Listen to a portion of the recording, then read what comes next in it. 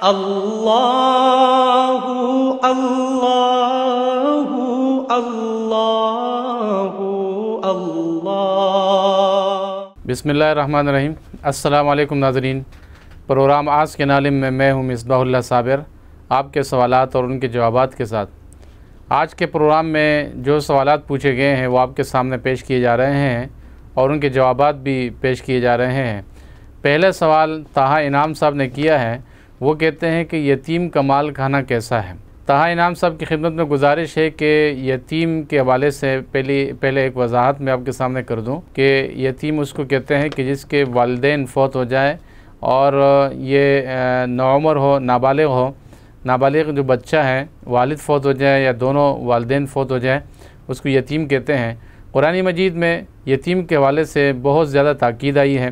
حضور نبی کریم صلی اللہ علیہ وسلم نے اپنی زندگی ایک یتیم کی حیثیت سے گزاری ہے کہ آپ علیہ السلام کی پیدائش سے قبل آپ کے والد عبداللہ انتقال کر گئے اور آپ کی پیدائش کے بعد جو ہے پھر کچھ ہی عرصے میں تقریباً کوئی 6 سال کے عرصے میں آپ کی والدہ جو ہے وہ انتقال کر گئی۔ حضور نبی کریم صلی اللہ علیہ وسلم نے اپنی زندگی ایک یتیم کی حیثیت سے گزاری تھی۔ اللہ تعالیٰ نے آپ کے لیے ایسا انتظام فرمایا کہ آپ کو کبھی بے سہارا نہیں چھوڑا، آپ علیہ السلام کی ہمیشہ مدد فرمائی، یہاں تک کہ آپ کو نبوت عطا فرمائی گئی۔ اور پھر یہ کہ انسانوں میں آپ صلی اللہ علیہ وسلم کو اللہ جل شانہ نے سب سے بڑا مقام عطا فرمایا۔ حضور نبی کریم صلی اللہ علیہ وسلم یتیموں سے محبت کرتے تھے، یتیموں کا خیال رکھتے تھے، نبوت سے پہلے بھی نبوت کے بعد اور زیادہ اس کا اہتمام فرماتے تھے۔ آپ علیہ السلام نبوت سے قبل بھی بے سہارا لوگوں کے لیے سہارا بنتے تھے، لوگوں کی مدد کرتے تھے اور یتیموں کا خیال رکھتے تھے۔ جب آپ صلی اللہ علیہ وسلم کو نبوت ملی اور اس کے بعد جب یتیم کے والے سے خصوصی احکامات بھی قرآن مجید میں آئے، آپ صلی اللہ علیہ وسلم نے اور بھی زیادہ یتیموں کا خیال رکھا اور ان یتیموں کے بارے میں اپنی امت کو بھی تعلیم دی اور ترغیب دی اور وہ ساری وعیدیں بھی بتائیں جو یتیم کے حوالے سے ہیں۔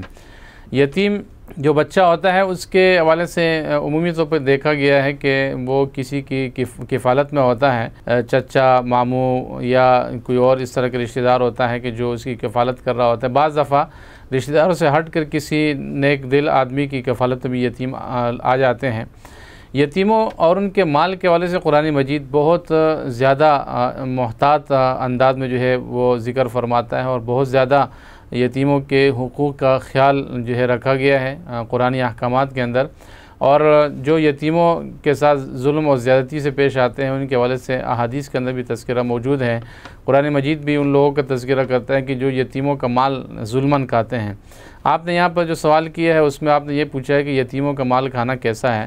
قرآن مجید سورہ نساء میں اللہ جل شانہ ارشاد فرماتے ہیں، ان الذین یأکلون اموال الیتامی ظلما انما یأکلون فی بطونہم نارا وسیصلون سعیرا، کہ جو لوگ یتیموں کا مال کھاتے ہیں ظلم کے ساتھ یتیموں کا مال کھاتے ہیں تو ان کے لیے اللہ جل شانہ فرماتے ہیں کہ دراصل انہوں نے اپنے پیٹوں کو آگ سے بھرا ہے۔ انما یأکلون فی بطونہم نارا، ان کے پیٹ جو ہے وہ آگ سے بھرے گئے، انہوں نے اپنے پیٹوں کو آگ سے بھر لیا۔ اور وسیصلون سعیرا، قریب وہ جہنم میں جھونک دیے جائیں گے، داخل کر دیے جائیں گے۔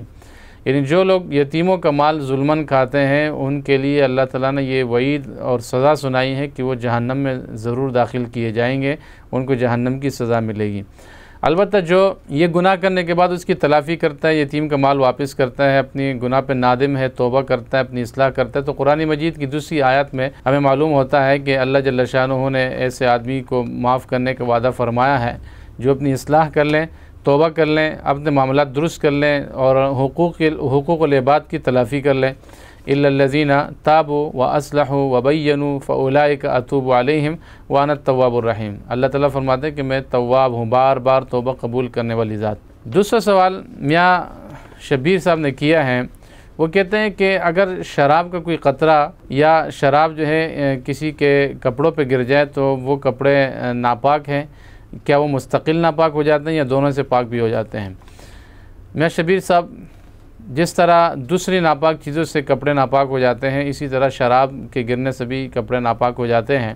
البتہ شریعت نے بالخصوص شریعت محمدی صلی اللہ علیہ وسلم میں ہمیں یہ ایک رعایت اور سہولت اللہ تعالیٰ نے ہمیں عطا فرمائی ہے کہ اگر اس طرح کی کوئی ناپاک چیز کپڑوں پہ گرتی ہے، لگتی ہے، تو وہ اگر کپڑوں کو دھو لیا جائے، پاک کر لیا جائے، پاک پانی کے ساتھ اس کو دھو لیا جائے تو وہ کپڑے جو ہے وہ پاک شمار ہوں گے، اور اس پہ نماز بھی پڑھی جا سکتی ہے، اسے آدمی پہن سکتا ہے، اس میں دوسری عبادات بھی اختیار کر سکتا ہے۔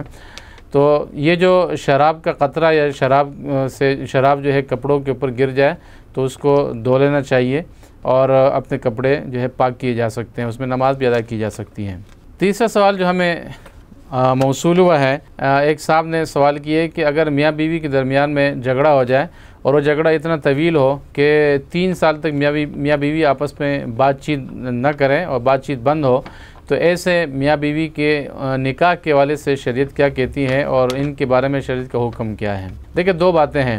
ایک تو یہ کہ میاں بیوی میں جھگڑا ہو گیا اور آپس میں بات چیت نہیں کرتے ہیں، تو اس سے نکاح کا تعلق کیا ہے؟ نکاح کا تعلق جو ہے وہ تو برقرار ہے، نکاح نہیں ٹوٹتا ہے، نکاح فسخ اور فاسد نہیں ہوتا ہے، بلکہ نکاح اپنی جگہ موجود ہے۔ کسی کے آپس میں جھگڑنے یا آپس میں بات چیت نہ کرنے کی وجہ سے ان کا نکاح ختم نہیں ہوتا۔ نکاح منعقد ہونے اور نکاح ختم ہونے کے اپنے اصول اور ضابطے ہیں جو قرآن مجید میں نبی کریم صلی اللہ علیہ وسلم کی سیرت میں ہمیں ملتے ہیں۔ ہم اسی کی بنیاد پر جو ہے نکاح کے فسخ، تنسیخ، ختم ہونے، فاسد ہونے یا نکاح منعقد ہونے کا فیصلہ کر سکتے ہیں۔ لیکن یہ جو آپ نے چیز پوچھی ہے، اس میں نکاح فسخ نہیں ہوتا، نکاح ختم نہیں ہوتا ہے، نکاح اپنی جگہ موجود ہے۔ دوسری جو بات ہے وہ یہ ہے کہ آپس میں بات چیت نہ کرنا، تو بات چیت نہ کرنے کے حوالے سے نبی کریم صلی اللہ علیہ وسلم کی احادیث میں اس کا حکم موجود ہے۔ آپ صلی اللہ علیہ وسلم نے فرمایا، حدیث کا مفہوم یہ ہے کہ کوئی بھی مومن آپس میں 3 دن سے زیادہ بات چیت بند نہ کریں۔ تو 3 دن جو ہے آپ صلی اللہ علیہ وسلم نے اس کی مہلت دی ہے، آپ صلی اللہ علیہ وسلم نے اس کی ترغیب دی ہے کہ لوگ جو ہے آپس میں ایک دوسرے سے بات چیت ختم نہ کریں۔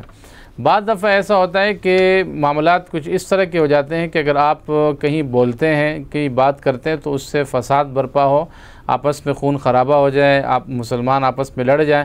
ایسی صورت میں تھوڑا انتظار کرنا چاہیے کہ صلح کی کوئی صورت نکل آئے، کیونکہ بنیادی طور پر شریعت جو ہے وہ صلح کی اور صلح جوئی کا حکم دیتی ہے۔ قرآن مجید میں اللہ جل شانہ فرماتے ہیں، انما المؤمنون اخوة فاصلحوا بین اخویکم۔ مسلمان جو ہے وہ آپس میں بھائی ہے اور ان کے درمیان میں اپنے بھائیوں کے بیچ میں صلح کراؤ۔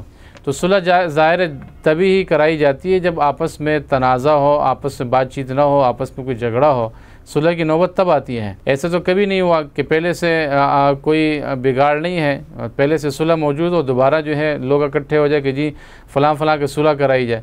تو صلح ہوتی تب ہے کہ جب آپس میں نزاع جھگڑا ہو۔ لہذا جھگڑا ختم کرنے کے لیے، تنازع ختم کرنے کے لیے صلح کی کوشش کرنی چاہیے، لیکن ہے کہ آپ ایسی صلح کرائیں جس سے مزید فساد پیدا ہو، تو ایسی صلح کرانے سے آپ کو اجتناب کرنا چاہیے تاکہ مسلم معاشرہ جو ہے وہ انتشار کا شکار نہ ہو۔ تو یہ 2 باتیں تھی جو میں نے آپ کے سامنے رکھ دی، اور دوسری جو بات میں نے آپ سے صلح کے بارے میں کہی ہے، اس میں جو میں نے 2 مختلف باتیں رکھی ہیں وہ اس بنیاد پہ ہے کہ مسلم معاشرے کے اندر جو ہے انتشار، فساد برپا نہ ہو اور اس سے جو ہے بچا جائے، اس لیے میں نے آپ کے سامنے یہ بات رکھی کہ صلح کے لیے بھی موقع اور محل دیکھنا چاہیے۔ صلح جوئی کے لیے بھی یہ موقع، محل اور حکمت کے ساتھ اس کو کرنا چاہیے۔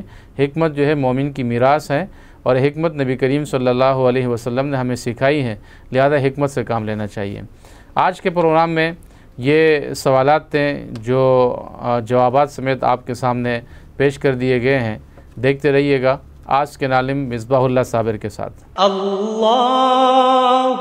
اللہ اللہ